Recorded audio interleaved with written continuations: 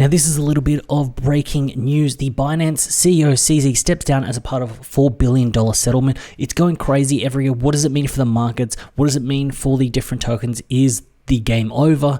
Is it a buy the dip opportunity? In this video, we're going to break that down and have a look at it. First off, down below, there are chapters so you can fast forward to the sections that you want to help you navigate the video easy. Also, this is not financial advice. I'm not a financial advisor. Please do your own research before moving into the crypto space.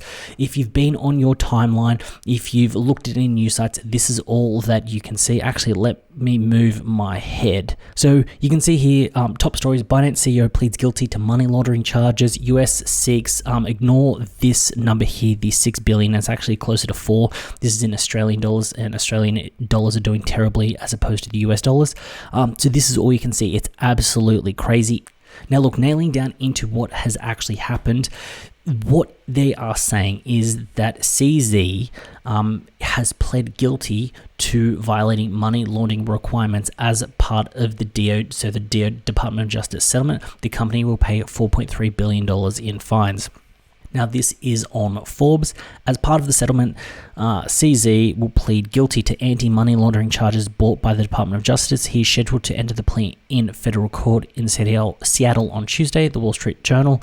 Now, when you have a look at what CZ has said on Twitter, over on Twitter, you can see here he had this announcement. Today, I stepped down as the CEO of Binance. Admittedly, it was not easy to let go emotionally, but I know it's the right thing to do. I made mistakes and I must take responsibility. This is the best for our community, for Binance and myself. So when I look into this, what this basically means is that people were using Binance to launder money in different ways, shapes or forms, and CZ, being the head of Binance, the CEO, didn't take the appropriate measures to actually clamp down of it. Now, the reason that I believe the SEC has asked him to step down as a part of the $4 billion settlement is because if you chop the head off the snake, if you get rid of that, you will then get rid of the culture, which then hopefully should change the way that the organization runs. Because if you still have the same person in charge, then you may have that culture and that mentality. If you change the culture from the top down, it should then filter down. It should actually work out quite well.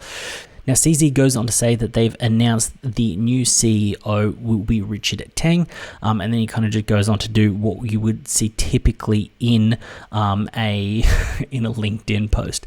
But something that he did want to say, they do not allege that Binance misappropriated any user funds and do not allege that Binance engaged in any market manipulations. What CZ is saying is he's saying that they did nothing wrong, but some things did go wrong, and he's almost saying that he has been a scapegoat for this. This is what I'm reading into this. So yeah, you can read into this how you will.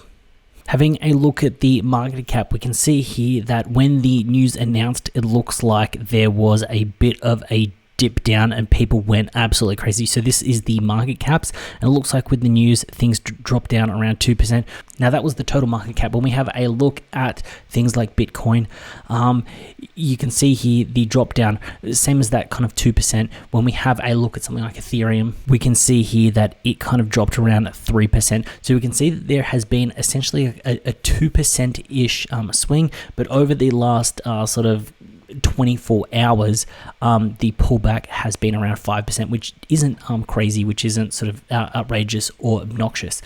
Now look, what the word is, and I was reading this on Twitter, on Reddit, is the fact that a lot of people in the US believe that they don't want Binance to be a power. They don't want CZ in charge when the ETF comes into the mix, because these big institutions, when they are investing in the Bitcoin ETF, they don't want to be held to account by people that they can't necessarily control, because with the ETF, it's going to be custodied through Coinbase. And when you think about the big exchanges, the big kind of plays in the space, Binance come up, Coinbase comes up. So there's a lot of speculation that this is an attack by the SEC on Binance and CZ to take them down, to get everything ready and in order for the ETF. Now, we've also seen this come up. The SEC sues Kraken, again, this time for running an unregistered crypto exchange. So at the moment, the SEC is going absolutely crazy and taking down and trying to essentially flex on all of the crypto exchanges, all the on-ramps, and essentially the consumer and the crypto world.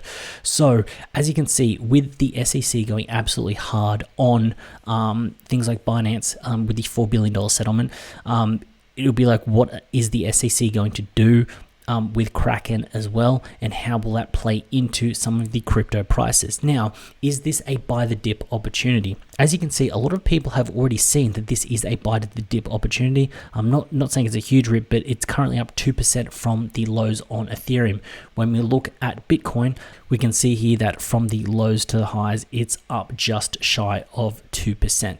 But what does this mean for some of the other coins as well? The lower you go down in the market cap rankings, the bigger the volatility swings. Something like XRP, you can see that that dropped around 5%, and it is currently from its lows to its highs up around 3%. So basically what I'm saying is everything on here has just been absolutely getting beaten down. Same thing with like Solana, and I'm an absolute, I'm not a Solana maxi, but I do like Solana. I've been loading up with what's going on with Solana. It is a similar issue. We have kind of seen a pull down, and then from around 8%, and then we're up around 4%. So at the moment, people are seeing this as a buy the dip. But I think the main thing is what has happened to the BNB token, because this is the token of Binance.